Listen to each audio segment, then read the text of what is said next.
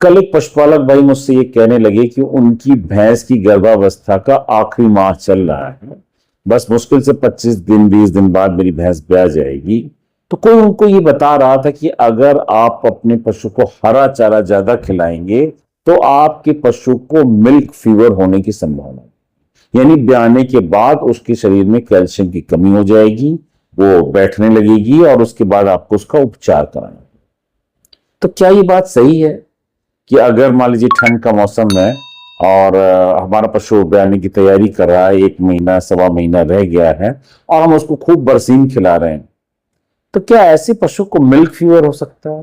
ठीक इसी तरह अगर गर्मियों का समय है, आजकल का समय है और चरी है हर तरफ और हम अपने पशु को अच्छी मात्रा में चरी खिला रहे हैं, तो क्या बरसीन और चरी जैसे हरे चारे भी आपके पशु को मिल्क फीवर के लिए प्रीडिस्पोज कर सकते हैं? तो ये बात तो समझ में आती नहीं। तो आप जानना चाहते होंगे कि भाई इसमें सच क्या है। वैसे साथियों मैं आपको बता दूं कि हमारे पशुपालक भाई ज्यादा गलत नहीं कह रहे।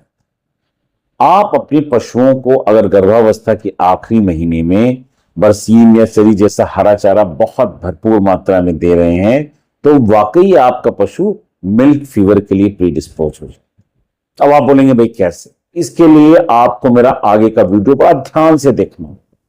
मैं आपको बताने वाला हूं डिकैड वैल्यू के बारे में। आहार आप जो अपने पशुओं को खिलाते हैं उसकी डिकैड वैल्यू क्या है। अभी डिकैड है क्या? डायटरी कैटायन एनायन डिफरेंस, यानी आपका पशु का जो राशन है उसमें एनायन ज्यादा है या कैटायन ज्यादा है। कैटायन होते हैं धनायन और एनायन होते हैं ऋणायन। इसमें हमें सिर्फ 2 बातें जाननी। डिकैड वैल्यू जब आपके पशु का ड्राई पीरियड चल रहा होता है तो उस समय ये निगेटिव होनी चाहिए, और जैसे ही आपका पशु ब्याह जाता है, वो दूध में आ जाता है, तो उस समय डिकैड वैल्यू पॉजिटिव होनी चाहिए। तो बस यही हमें समझना है। अब ये डिकैड वैल्यू पॉजिटिव कैसे होगी और निगेटिव कैसे होगी? साथियों जब हम ये बात जानते हैं कि गर्भावस्था के आखिरी महीने में डिकैड वैल्यू माइनस में होनी चाहिए, तो ये माइनस में कैसे आएगी? हम उनको कैटायंस कम दें, यानी सोडियम और पोटेशियम हमें कम करना है। अब ये जो ज्यादातर हरा चारा उपलब्ध होता है ये पोटेशियम रिच होता है, हाई पोटेशियम डाइट होती है। तो अगर आप अपने पशु को भरपूर हरा चारा दे रहे हैं, बरसीन जैसा चरी जैसा, तो वहां पर डिकैड वैल्यू धीरे धीरे पॉजिटिव होने लगती है, जो हमें चाहिए थी निगेटिव। अब इसी तरह मान लीजिए आप अपने पशु के आहार में खाने वाला सोडा ऐड करने लगे, तो ये भी क्या करेगा? डिकैड वैल्यू को पॉजिटिव करेगा। तो यानी एक बात क्लियर हो गई कि गर्भावस्था के आखिरी महीने में बरसीन चरी जैसा हाई पोटेशियम डाइट हमें अपने पशु को बहुत ज्यादा नहीं देनी है, पर ऐसी भरपूर मात्रा में नहीं देनी। दूसरी एक बात और कि गर्भावस्था के आखिरी महीने में हमें पशु के आहार में खाने वाला सोडा, मीठा सोडा यानी सोडा बाइकार्ब भी अवॉइड करना चाहिए। साथियों अब हम ये तो जान गए कि गर्भावस्था के आखिरी माह में डिकैड वैल्यू निगेटिव होनी चाहिए, पर ये हम करेंगे कैसे? सबसे पहली बात, हाई पोटेशियम डाइट नहीं देंगे। बरसीन है, चरिए, इस तरह के हरे चारे को पशु को कम से कम देंगे। और लो पोटेशियम डाइट यानी गेहूं का भूसा, जो तूड़ी है, इसको बढ़ाएंगे अपने पशु को, तो ये पशु की जो डाइट है उसकी डिकैड वैल्यू को निगेटिव करेगा।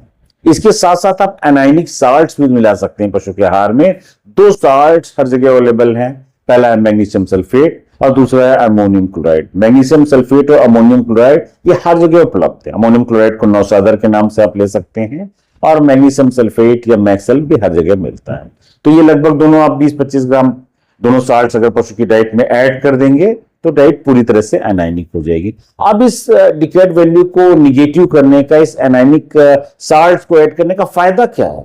फायदा यह है कि इससे हल्का सा मेटाबॉलिक एसिडोसिस पैदा होगा और आपके पशु के शरीर में एक ऐसा हार्मोन जिसे पैराथार्मोन कहते हैं, पीटीएच, वो एक्टिवेट हो जाएगा। आपके पशु के शरीर में कैल्शियम का मूवमेंट है, जो मोबिलाइजेशन है, वो जहां जहां कैल्शियम जमा है जैसे बोन्स, वहां से ब्लड की तरफ होने लगेगा। तो जब आपका पशु ब्याएगा, दूध पे आएगा, तो मिल्क फीवर जैसी दिक्कत नहीं आएगी और भी जो कैल्शियम की कमी से होने वाली दिक्कतें हैं वो भी नहीं आएगी। तो ये तो हो गई बात ब्याने से पहले की। ब्याने के बाद बिल्कुल उल्टा हो जाएगा। अब आपके पशु के आहार की डिकैड वैल्यू पॉजिटिव होनी चाहिए। तो अगर उसको वैल्यू को पॉजिटिव करना है तब आपको क्या करना पड़ेगा? अब आप अपने पशु को हरा चारा, बरसीन है और चरी है, जो भी हरा चारा आप उपलब्ध है वो आप भरपूर मात्रा में खिलाएं। और जब आप अपने पशु को इस समय खाने वाला सोडा भी देंगे तो वो भी डिकेड वैल्यू को पॉजिटिव करेगा, ये भी समय बेनिफिशियल है। तो आप ब्याने के बाद अपने पशु को इस तरह की चीजें देंगे तो ये फायदा करेगा, क्योंकि हमें उस समय डिकेड वैल्यू पॉजिटिव चाहिए। अब ब्याने के बाद जब पशु के आहार की डिकेड वैल्यू हमने पॉजिटिव कर दी, तब इससे क्या फायदा होगा?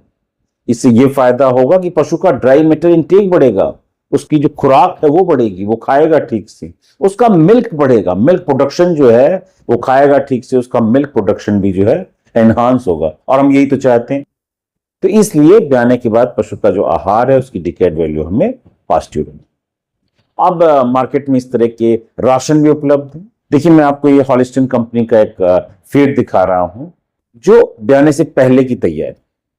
अगर आप इसको अपने पशु को देंगे तो ये आपके पशु का जो डिकेड वैल्यू उसको निगेटिव में रखेगा, यानी पैराथर्मोन का मूवमेंट होगा, हल्का सा मेटाबॉलिक एसिडोसिस होगा, और आपका पशु ब्याने के बाद कैल्शियम की कमी से होने वाले बीमारियों से दूर है। तो साथियों, इस बात का ध्यान रखें और अपने पशु को स्वस्थ